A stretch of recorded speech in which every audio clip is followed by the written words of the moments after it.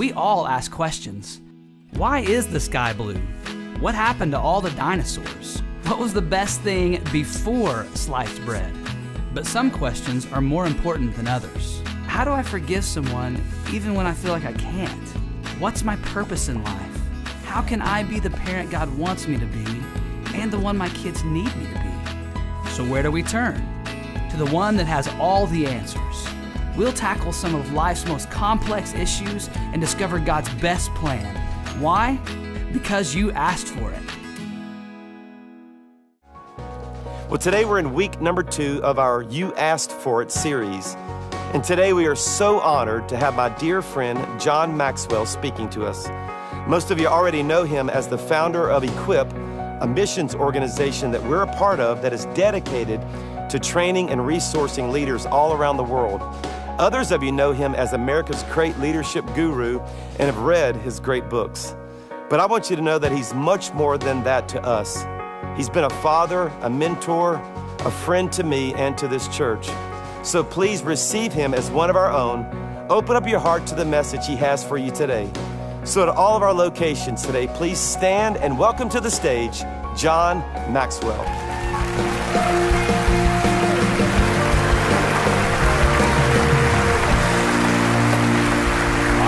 Thank you. Thank you very much. Good morning. It's great to be here with you. It's great to be in worship. Wasn't worship wonderful today? Wow, hello. Do you have worship like this every Sunday? When you go to heaven, you're going to want to come home on the weekends, aren't you, huh? You're going to say, whoa, I'll come back, but let me just go to Highlands for worship. It's so good to be with you. It's so good to be in this church. I want to thank you because of your commitment to Equip, the nonprofit organization. This is the largest leadership training organization in the world.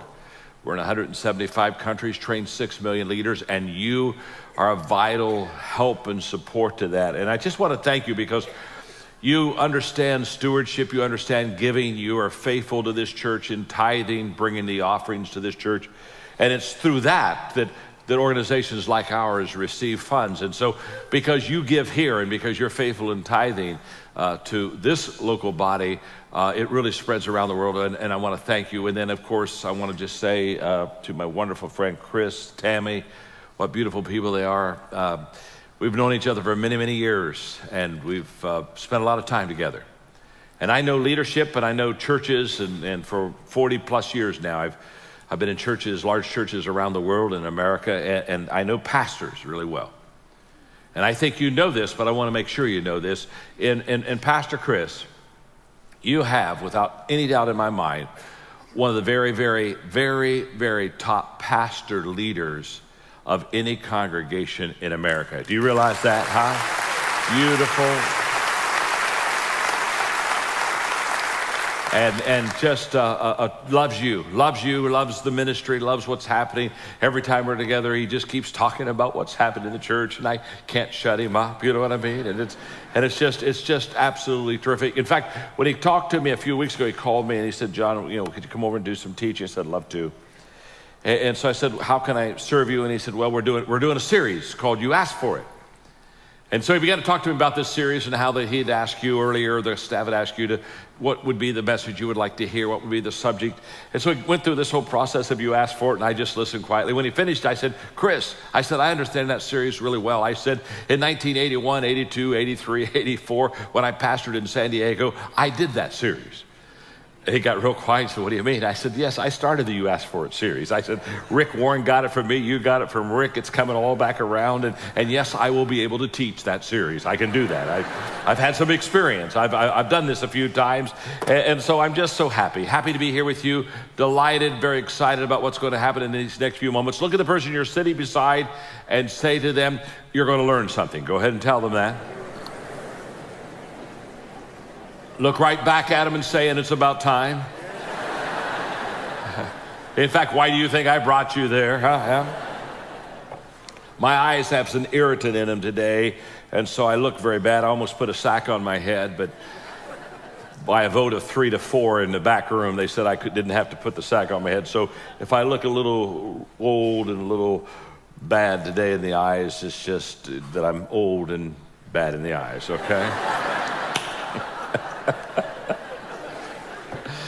I'm 66, and as I've looked at life and as I have watched life happen, I've become convinced that there are two challenges that you and I have in life. And if we can accept this challenge and meet this challenge, face it well, life will be very fulfilling to us and it'll be very rewarding to the people around us. And because my topic is purpose today, I want to talk to you about these two challenges. The first challenge is for us to find ourselves. And we find ourselves when we discover our purpose. Nothing is better than for a person created by God in His image with a plan for his or her life to find themselves, find that purpose. It's what makes you solid. It's what makes you secure. It's your mooring. It keeps you just exactly where you need to be so that you can accomplish what you want to accomplish. To discover your purpose, to find yourself. What a wonderful thing. That's what our subject is about today. But there's a second challenge. Once we find our purpose, discover why we're here, there's a second challenge that we have, that we face, and that is to lose ourselves. We're to find ourselves. Isn't it interesting to lose ourselves? And we lose ourselves when our purpose becomes bigger than us. To find a purpose, how important.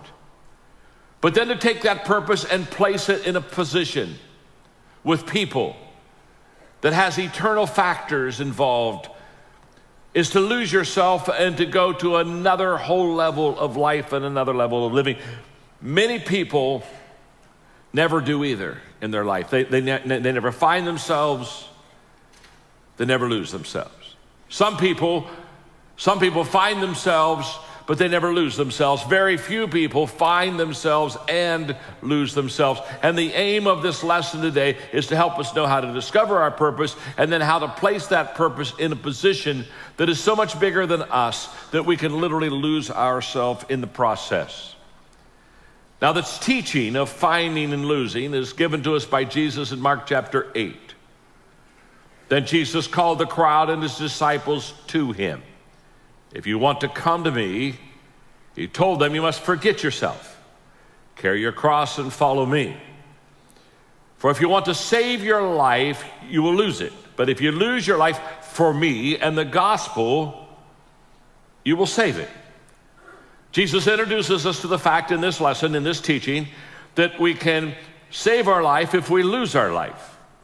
That if we give ourselves to him, to a greater cause, we'll literally find it and lose it. He teaches us literally and gives us the foundation of how to do this. So the first question we have to ask ourselves this morning is how do we find ourselves? That's challenge number one. And we find ourselves when we discover our purpose. This morning as I was preparing my heart for our time together in teaching, I was in my hotel here, near here. And I went down early in the lobby and I got in a little place kind of in an area where I could just kind of be by myself. And I began to pour my heart out over what I was going to teach. And I was in the passage in Jeremiah 29, one of my favorite scripture verses. And just really hang with me here on this. God says, I know the thoughts and plans that I have for you. Thoughts and plans for welfare and peace, not for evil, to give you hope in your final income. And as I sat in the lobby this morning and I began to see these words again, as I've read them many, many times, I've quoted them many times, and it hit me that God has thoughts and plans for me. And he not only has thoughts and plans for me, he has thoughts and plans for you. When you, let me put it this way, let me contextualize this. When you woke up this morning, God was thinking about you. Yeah, he was. And when he created you in his image, he had plans for you. You're not an accident. We're not here because we just kind of happened to be at the end of an explosion. That we are here because we are divinely placed here with the thoughts of God. And then it hit me because, you know, when somebody's kind of like important to me and they say something like, John, they'll text me or something, they say, boy, John, I've been thinking about you. And you say, oh, how nice. Oh, they've been thinking about me. And how wonderful it is, especially if somebody maybe that you look up to, they say, I believe in you. I just want you to know I believe in you. I just want you to know, I just believe in you. And then it hit me, God's texting you this morning. He's texting you and he said, I just want you to know, I've been thinking about you. And I've not only been thinking about you, but I got plans for you. You talk about building your self-image. You talk about all of a sudden beginning to realize how person of a worth and how valuable you are to God in his sight. He's been thinking about you. He's got plans for you. I want you to look at your neighbor right now and say to them, give them a big old smile and say, hey, God's thinking about you. Go ahead and tell them that, huh? God's thinking about you. Hey, and look at the person in your sibling and say to them with a big smile, and God has plans for you. Go ahead and tell them he's got plans for you. And now look at him and say, and I wish you would figure it out. Huh? Oh, come on. I sure hope today you can pick this up. All right, the question is then, how do we find our purpose? If he has a purpose for us, if he has plans for us, if he's been thinking about us, how do we find it? There are two questions we have to ask ourselves to find our purpose in life. And question number one is, what am I passionate about?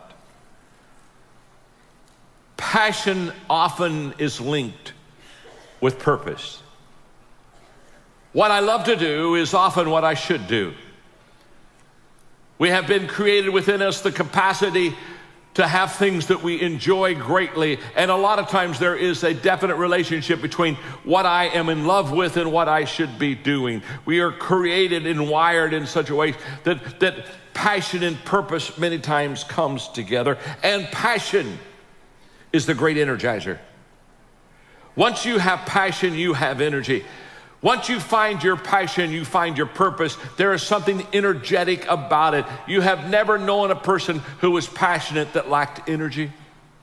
We talk about high energy people, we talk about low energy people. There's no such thing as like low energy people or high energy people. If you have high energy, you have passion. If you have low energy, you don't have any passion. You know, some people, they're already dead. They haven't made it official yet. You just look at them. I just want to walk around and do the committal, let them watch and observe the whole process.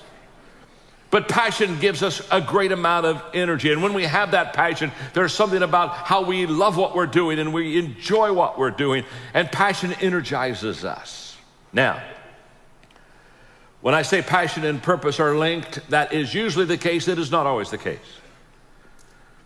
It is possible to be passionate about something that you're not good at.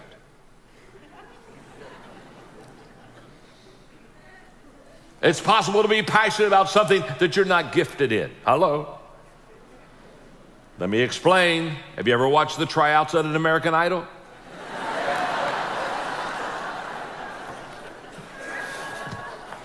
They grab that mic. Man, aren't they passionate? I mean, they are belting out badness. But I mean, they're belting it out. I mean, they are sincere. They are loving it. They just are I mean, whoo, they are passionately bad. And every set in America, people are grabbing remotes and hitting mute, and oh dear God, shut them up. Help them. Help me. Help us all. You know, heal them. Heal me. You know, strike me with deafness. Do something. You know, strike them with speechlessness. Oh, come on, just do it. Do it. You know, maybe this doesn't. Have you ever thought about this? Every time I see something like this, I always have a question. Every time whenever I see somebody that's just really passionate about something that they're not good at, I just always ask myself, where are their friends? Come on, talk to me a moment, huh? Where are their friends? I mean, don't you think you should just sit down at the table and get a bottle of water and say, my name is John, and I'm your friend. I just want you to know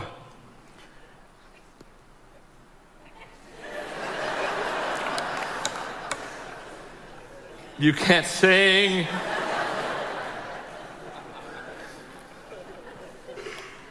So it's possible. It's possible to be passionate about something that you're not good at. But I know this, if you're passionate, that it will increase your energy. And the second thing that I've discovered about passion is it sets us apart. It sets us above the crowd. A person with passion always stands out. The world is so full of apathy. It's so full of average. It's so full of whatever. That once you have passion and once you have a sense of energy in your life, it just sets you apart. It distinguishes you. It already gives you what I would call a head start in success in life. I can still remember as a very young person, graduated from college, Margaret and I got married 2 weeks later. 2 weeks after that, we went to our first church in southern Indiana, a little place called Hillham. You've not been to Hillham.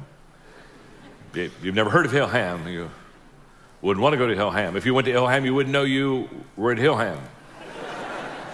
11 houses, 2 garages, 1 country store, little old church building, over 100 years old, roof sagged, walls bowed. The week before I went there, the church split.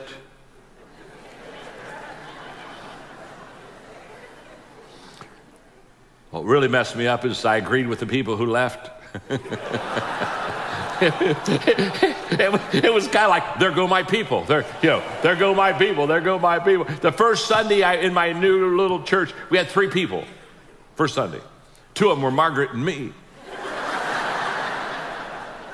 Old lady who lived by the church named Maud was with her. Maud, Margaret, and me. That was it. First Sunday. But I was passionate. I loved that little community. I loved that little church. I loved those farmers. And when my college friends would come out to visit Margaret and me for the weekend, when they would pull their car up to our little house, I'd jump out of the house real quick and I'd jump in their car and say, no, before you come to the house, I got to show you my church. I got to show you my church. And I'd take them a half mile down the road to the little country church, and we'd pull in that little gravel parking lot that had 30, you could put 30 cars in probably at best. And I would go and I'd open up the front door of the church. I said, this is my church. This is my church. And the good news is once you open the front door, they saw the church. All of it. It was there. But I was passionate. And I just loved those people, and I just loved my ministry, and I just loved my calling. And we just had a handful of people in the beginning, but we just started working hard. And I could remember I'd been there maybe 6-7 months, and I thought, boy, we need to have a big day. And so in the summer, one Sunday morning, I just got up and I said, on the first Sunday of October, we're going to have 300 people in this church. And as soon as I said it, I thought to myself, wow, whoa, ooh, I wasn't planning on that. And I looked at the people, and they weren't planning on it either. I mean, they looked at me, and 300 people. These people some of these farmers never saw 300 people. Get the picture. I mean, they came up afterwards and said, preacher, we love your passion, but 300 people, that's beyond us. We can't do that. I said, will you help me? They said, well, of course we'll help you. It's just too big of a number. But I mean, we just started asking people to come to church. I mean, and in our neighborhood, you had to ask them all. I mean, it's not like you get some of them. You got to get them all. You understand? You got to get them all. And so we just asked people, and by September rolled around, we'd ask people so many times that when people would see me coming or any of our members coming, they just hold up their hands and they say, I'm coming. Don't ask anymore. I'm coming. I'm going to be there. Finally, the Sunday came, and we were ready. We opened up all the windows. It was a nice day. We had places on the outside because we could do 100 in the inside. We cleaned up the basement. We rented a little house beside, put some wiring over there for sound, and it was as good as a country could be back in 35, 40 years ago. And so here we are, and the people came. Oh, we had a crowd. I mean, it was wonderful. Right before I got to preach, our lady leader stood up and said, this is the biggest number we've ever had. This is our record attendance. And people are just off the walls, happy, clappy, cheering. He said, we had 299 today. I'm sitting there. I didn't know the number until I heard it. And first thing I asked myself as a pastor is, why am I the only pastor in America that has honest ushers?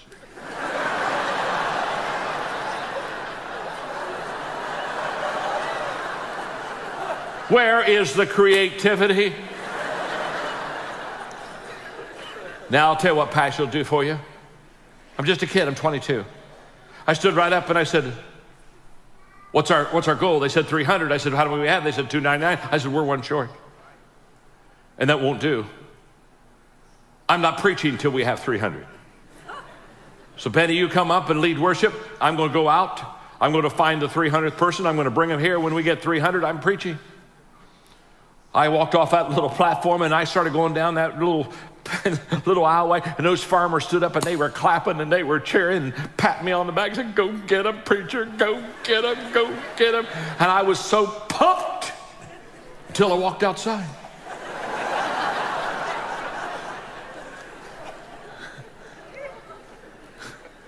And I thought, now what am I going to do?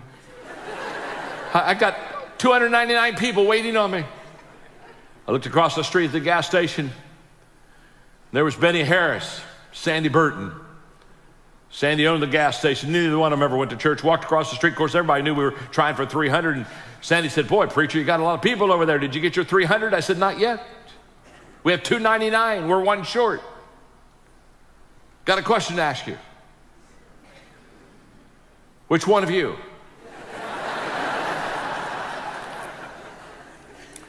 Which one of you will walk across the street and go to church with me this morning? Because whichever one of you goes across the street, you'll help us hit our 300, and you'll be the hero. And when people are having chicken dinner all across the farms today, they'll all be talking about you're the one that made it happen. Which one of the two of you wants to be the hero? Folks, you got to ask the questions right. Sandy and Glenn Harris looked at each other, and they both looked at me, and they said, look, we both want to be the hero. And he put a close sign on his gas station. I put one on one side, one on the other side. I walked back across that street. I walked right down. I mean, when I walked in that church building, those farmers, I mean, they were looking, buddy. And they started clapping, throwing their hymn books in the air. I mean, I went down the front row, kicked two members off, set the two of them right down there. I taught. And I'm just a kid. Can't sleep that night. All I want to do is rehearse in my mind this incredible day of ministry for me. It was a big day for me. I know it doesn't sound big to you, but when you're a kid and it's the best you've ever done, it's big. And so I can't sleep. And I'm just going over and over. And I'm so excited. I'm so happy. And all of a sudden hit me in the middle of the night while I'm not sleeping. The only reason that we ever hit 300 was passion. Passion put us over the edge. Passion set us apart. Passion made the difference. Can I tell you something? When you're passionate about something, it isn't reasonable, but you do it anyway. When you're passionate about something, it's not possible, but you do it anyway. When you're passionate about something, passion will take you where nothing else will ever take you. It'll give you that decided edge. It'll help you to stand out. Wow. Now, let me just say something about purpose and dreams and finding your purpose. I wrote a book a few years ago called Put Your Dream to the Test. And basically, it's questions you need to ask yourself to make sure if your dream is a valid dream. And I would go around and I would teach off of this Put Your Dreams to the Test lesson. And all of a sudden, it hit me that there were a lot of people that didn't have their own dream. I had assumed when I wrote the book that everybody had a dream. I've had a dream. And all of a sudden, I realized there were people coming to me and said, well, I don't have a dream for myself. And I could see that they were a little lost, and all of a sudden it hit me. And this is what I want you to understand. You may not have your own big dream for you, but it is probably because God has someone for you that he wants you to join and help them fulfill their dream. You see, this is a biblical principle. Not everybody has their own purpose and own personal dream.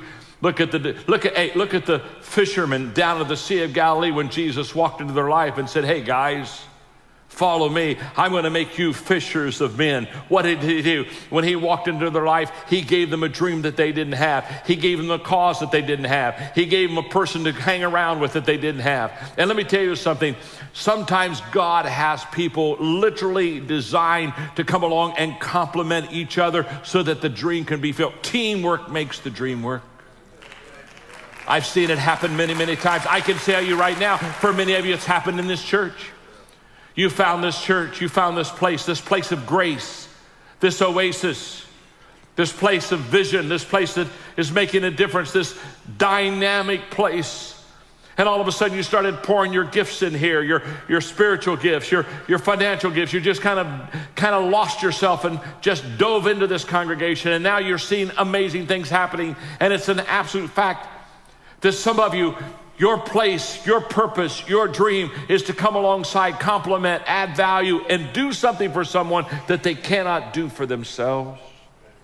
Every great person is great because people have come around and supported that dream and supported that vision. Look at Jonathan and David in the Old Testament. Jonathan rightfully was going to be the next king. His father Saul was the king. He was the rightful heir. But when he saw David, he said, no, David is the anointed one. I'm going to back up. I'm not going to be the king of Israel. I'm going to support David. I'm going to let him be the king of Israel. I'm going to be a king maker. And Jonathan understood that whole possibility of putting his purpose into the purpose of someone else. In my second church in Lancaster, Ohio, I can still remember the church was growing very fast. Good things were happening. One day I had an appointment with a member of the church that wasn't an outstanding member, would not be termed a leader, would not be one of the people kind of that makes it happen. His name was Brent, and he wanted to see me, and so we sat down, and I said, Brent, I said, what can I do for you? And he said, Pastor, he said, you nothing. He said, there's something I can do for you. And I thought, well, this is interesting. So I kind of said, okay, what do you got? He said, I'm watching the church grow, and he said, I'm watching wonderful things happen in this church. And he said, I recognize I'm not the top leader. I recognize that there are other people kind of that are more VIP than me, and I understand that. And he said, I just want you to know, I've been asking God, how can I help you? How can I add value to you? And he said, I know you're busy. And he said, I came across a God idea last week. I said, what is it, Brett? He said, I know you're busy. And he said, I know you have to do errands and chores like anyone else. And I thought, what would happen if I would give you every Thursday afternoon and do your errands for you? He said, I don't work on Thursday. I get done at noon, and if I could come by the office and you could have somebody just give me, you got dry clean you want to do, you want your car clean, whatever you want to do. He said, you just make a list and let me just give you my Thursday afternoons. And for the next 7 years, Brent Johnson would come by the office around noon on Thursday, and he would pick up all this stuff, and he just began to lift a load. And I remember that day looking at this precious friend and hugging him. He became a very close friend, a very intimate friend of mine, because he understood that his purpose was to help a bigger purpose, and his dream was to add value to another dream. And I'm here to tell you, there are a whole bunch of you out there. You're adding value to the dream of this church. You're adding value to the dream of somebody that you're working with. You're making a difference. So your purpose may not be just for personal use. It may be for corporate use or collective use. It may be bigger than you. Does that make sense? Passion. But the second question we ask ourselves is not only what am I passionate about, but what are my strengths? What am I good at? What is my spiritual giftedness? Because when God created you, he gave you gifts, spiritual strengths, to enable you to find and fulfill your purpose. And here's what I know, that when you find your spiritual gift, you'll be good at it. You really will be. It'll be just what you do well. It'll fit. It'll be natural. It'll be easy. You'll have an opportunity to use it. When you find your spiritual gift, God's going to give you the opportunity to use it. He's not going to give you a gift and then not let you have the opportunity to use it for others. You'll be energized by it. When you find your spiritual gift, all of a sudden it'll give you an energy that you just didn't. I mean, you'll just love it. You'll just love it. You won't wear out. Can I tell you something? When you're in the area of your weaknesses, you get tired, don't you? But when you're in the area of your strengths, you're energized. I have a degree in counseling, so when I started the ministry, I started counseling. The good news is I had a degree. The bad news is I wasn't any good. And I know you're thinking I'm modest, but I'm not modest. I wasn't any good. Trust me. People would come into me for counseling, and I'm kind of a bottom line person. They'd start talking to me about their problem, and I'd very quickly figure out what it was. And I got my legal pad, and I'm already giving them a kind of a 1, 2, 3 way to fix their problem. And so I'd kind of write it down for them, and I'd tear the sheet off and hand it to them and say, be healed. And they come back the next month with another problem. I thought, didn't we fix you last month? And so, well, I got another problem. And so I listened to that when I'd give them 2 or 3 points and tear off the page and be healed. And they kept coming back, and I kept getting worn out. And I'd come home, I'd be tired. I said, Margaret, I don't have any energy. I'm just dealing with problems and weaknesses. And then I'd get irritable, and I'd get impatient. And then sometimes they'd be so discouraged to say, I just would like to jump off the bridge. And I found myself offering to drive them to the bridge.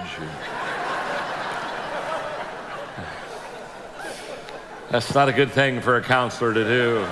And then sometimes I'd take them to where the bridge was, and I'd be so discouraged by the time I got to the bridge, I'd just say, could we hold hands and do kumbaya and jump off together? You know what I mean? Whee! Oh, well, here we go. No energy. It was my weakness. I wasn't dealing out of my strengths. And one day I realized that when I counseled with people, I worked with their weaknesses, and I wasn't good at that. But when I equipped people, I worked with their strengths. And all of a sudden it was like, literally within a matter of a couple of days, I went from being worn out because I was working with weaknesses to be absolutely energized because I started working with people's strengths and started equipping them. And all of a sudden I began to understand what happens when you play to your strength zone, when you play in the areas where you're good at. And I would also say when you find your spiritual gifts, you'll have capacity to develop them. You'll really get good. You're good now, but once you start developing and working your spiritual gifts, you really get good. I was excited when Chris was talking earlier and sharing with those in the legacy area, people with the gift of giving. And would encourage you, if you got that gift, there's a meeting tonight at Grace to come. I know what he's doing. He's going to help you with the gift of giving to take that gift that is a wonderful gift, and he's going to help you to absolutely highlight it because you have capacity there that you've never understood or never tapped. I would encourage you, if that's where your gift is, don't miss that meeting tonight. So now that's how we find our purpose, by our passion and by our giftedness. So then how do we lose ourselves? We lose ourselves because we lose ourselves when we give our purpose to something bigger than us. When all of a sudden we say, okay, I've got to give myself to something bigger than me. Jesus said it. What he said? He said, you'll lose your life. He said, you'll lose your life when you follow me and when you give it for the sake of the gospel. When you take your purpose and position it in something bigger than you, he said, all of a sudden you'll begin to lose yourself. So for your notes, when you're bigger than your purpose, when we're bigger than our purpose, we have a career. I deal in the marketplace all the time in leadership. I deal all the time with people that have careers, and most of them, they're bigger than their career. They've got a career, but it's always looking out for me and how am I going to advance and how am I going to achieve? And they're bigger than their purpose, and so they have a career. But can I tell you something? When your purpose is bigger than you have a calling. And losing yourself is when you get a calling. And it's a calling because now it's no longer just you, it's more than you. It's bigger than you. In my own little journey, I've had 4 steps to this, what I would call losing myself with my purpose journey. It started out with, I want to make a difference. As a young person, I just wanted to make a difference, just like every one of you. Every one of you in this auditorium today, I can promise you, if I could come in and sit beside you and you and I could have a conversation, every one of you would say, John, I'd like to make a difference in my life. I'd like to do something that really, really matters. That's how my journey began. I want to make a difference. And then one day I realized I had to go beyond that. There was another step, and I went from, I want to make a difference, to step 2. I want to make a difference doing something that makes a difference. This is now, I'm going to begin to lose myself. I'm going to begin to lose myself because now I'm focusing on doing something in my life that has eternal value. I'm going to do something in my life that is bigger than me, that lives beyond me, that can never be satisfied or fulfilled or achieved by me. I want to make a difference doing something that makes a difference. I'm now beginning to lose myself. And then I went to step 3. I want to make a difference doing something that makes a difference with people who make a difference.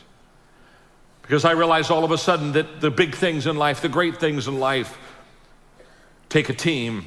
One is too small of a number to achieve greatness. And if you're going to do something amazing, it's going to be because you do it with other people. And again, that's what makes this congregation so vibrant. This is what makes this congregation so incredibly relevant today. You're doing it together. You're loving together, praying together, worshiping together, ministering together.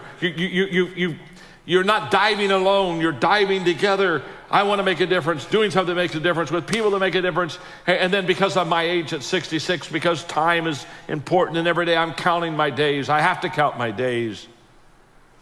There's a fourth part for me. I want to make a difference doing something that makes a difference with people that make a difference at a time when it makes a difference.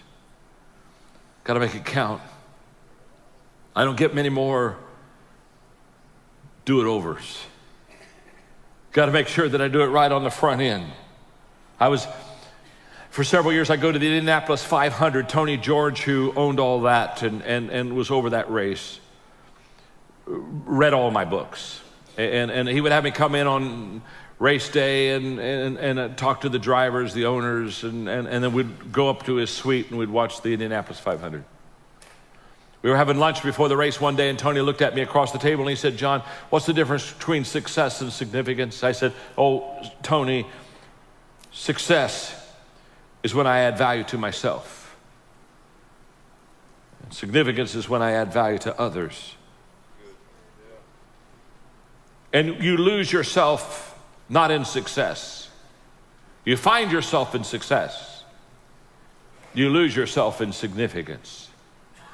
It's when we begin to add value to others that we begin to lose ourselves, because now the cause is greater. Our why, our purpose, our why is bigger than us. And when our why is bigger than us, when you find your why, you'll find your way. Everything changes at that time. I shared with you earlier that I'm 66, so people ask me all the time, they say, "John, when are you going to retire?" And I tell them I'm not going to retire. And they look at me and say, "Well, why not? You can." Of course I can. I'm old enough to retire. I have enough money to retire. I've been very blessed. I'm very grateful. I mean, I've written 25 million books and sold them. Just do the math. I'm going to be okay financially.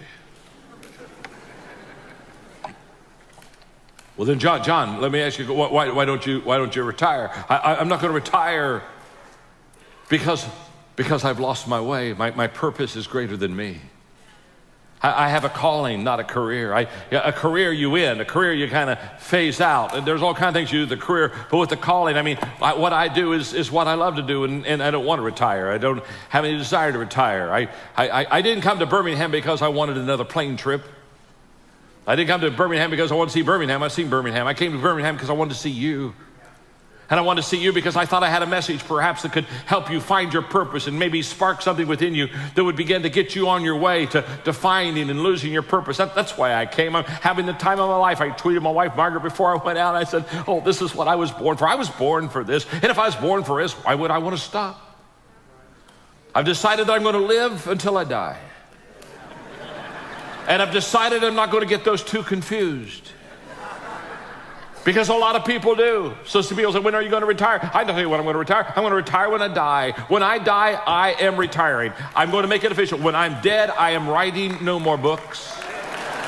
I'm not writing any more books, I kid you not. And when I'm dead, I don't care how many times Chris asks me when I'm dead, I'm not coming back.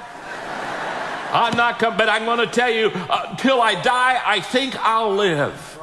And I think I'll live because I have a passion for what I do, and I have a purpose for what I do, and I've found my purpose, and I've lost my purpose, and I've lost my purpose in you. Every time you put yourself into someone else, everything changes. I wish my dad were here today. He's still in great health. He's 92. He's amazing. You say, "What do you mean he's amazing?" He's amazing. He's the greatest man I know. A few years ago, my mother died. They'd been married for 66 years.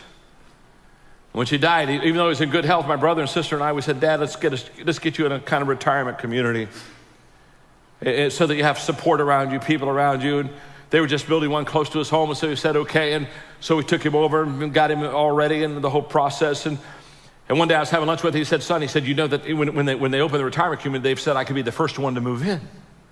I said, "Dad, that's great." I said, "Why do you want to be the first one to move in?" "Well," he said, "Son, there's a bunch of old people going to come here." And he said, "Those old people," he said, "they're nervous and they're insecure and they've never been away from home. And He said, they need somebody here to encourage them. And he said, I want to be the first one. I want to be right at the front door. So when they come into the community, I can shake their hand and say, my name's Melvin Maxwell. I just want you to know I'm your friend, and it's going to be okay, and we're going to have a good time here. He said, they need somebody to help them. And that's what he did. And that's what he does. That's what he's doing. In fact, while I'm teaching here, he's become the chaplain of that place. They didn't vote him in. He just raised his hand and elected himself. Found a nice big empty kind of hall there and meeting room in their facility, and asked him if he could have church there. And so he had a first service and he filled it up. And so he got a second service and he's got it full now. Recently we were having lunch. He said, son, he said, we're full. He said, we've got a real problem. We've got a real challenge. He said, we're full in the first service. We're full in the second service. He said, I'm looking into satellite now. I'm looking into satellite. He's 92 and he's looking into satellite. He's 92. He's looking into satellite. He's found his purpose. He's lost in his purpose. It's absolutely incredible. I have a coaching company. And we had met several hundred of our coaches for training a few weeks ago, and I was having dinner with him. Before I went over to Orlando for the coaching conference, I said, Dad, on Sunday I'm going to speak. And I said, would you mind come over and speak a little bit? And he said, well, son, he said, I'd love to come over and speak to those coaches. He said, they need some encouragement. But he said, I've got 2 services. I said, well, Dad, I'll tell you what, I'll get the limo driver to pick you up, and we'll have an early one. We'll have you speak at 8 o'clock, and you can be done at 8:30, and you can get back because your first service is at 9, and your next service is at 11. He said, he said, that'll be wonderful. And he said, he looked at Betty, he just got him a brand new kind of wife, and boy, he's just so happy with her, and she's an 82-year-old chick, okay, and he's so happy with her, and he says, oh, honey, he said, it's going to be wonderful. He says, I'll get to do 3 services on Sunday. He's 92. He's 92. He's found his purpose. And that's what I want for you. That's why I came here. I came because this morning when you woke up, God had thoughts about you. Yes, he did. This morning when you woke up, he said, I got a plan for them. I got a plan. Today, God's thinking about you. Today, God has a plan for you. You are special, omnipotent, omniscient, omnipresent. God is thinking about you and has a plan for you right now.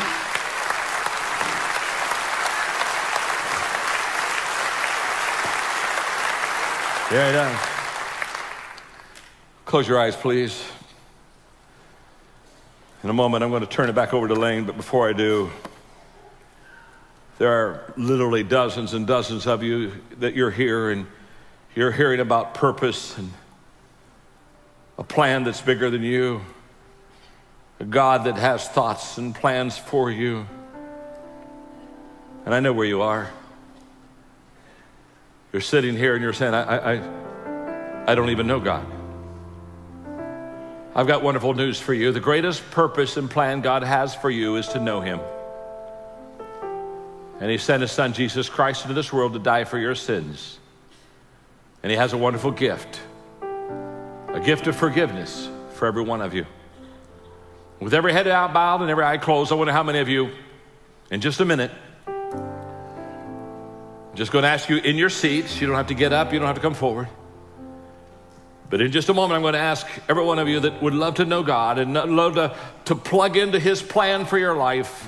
And you're saying, I'm kind of wondering, I'm a little bit out there, but today I'm catching it. I'm starting to catch it. Don't understand everything, but here's what I know. God loves me. God thinks about me. God has a plan for me. And you'd like to know God. And you'd love to have your sins forgiven and love to have Christ as your Savior. With every head bowed and every eye closed, I wonder how many across the auditorium would raise your hand right now and say, hey, John, I want to plug into God like I've never plugged into him before. I want to know him like I've never known him before. I want to meet God because I know he has a plan for me, and I want to find him and I want to find his plan for my life. And you raise your hand over the auditorium right now. Many of you are raising your hands right now. Yeah, dozens of you. Just raise them up.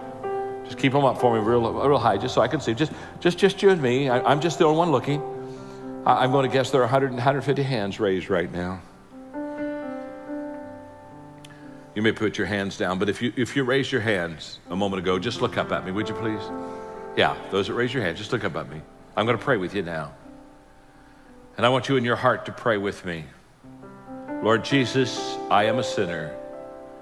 I am sorry for my sins, and I know that you have a plan for my life, which includes forgiving me of my sins and allow me to become your child. And so I give myself to you today. I ask you to forgive me. I ask you to come into my life as my Savior, as my friend, as my eternal companion. From this day forward, I'm going to start a new life. I've got a new page. This is a new beginning, a new step. From this day forward, I'm going to serve you and I'm going to live for you. And then I pray in closing for everyone here on all of the campuses.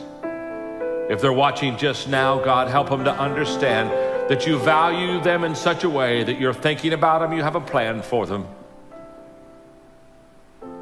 And we want to find it.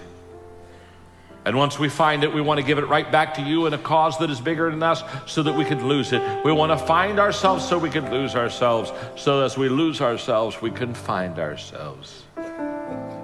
So today I'm asking in closing that every person here will begin to seek, to know, and discover your purpose for your life. In your name I pray, and all God's people said, amen.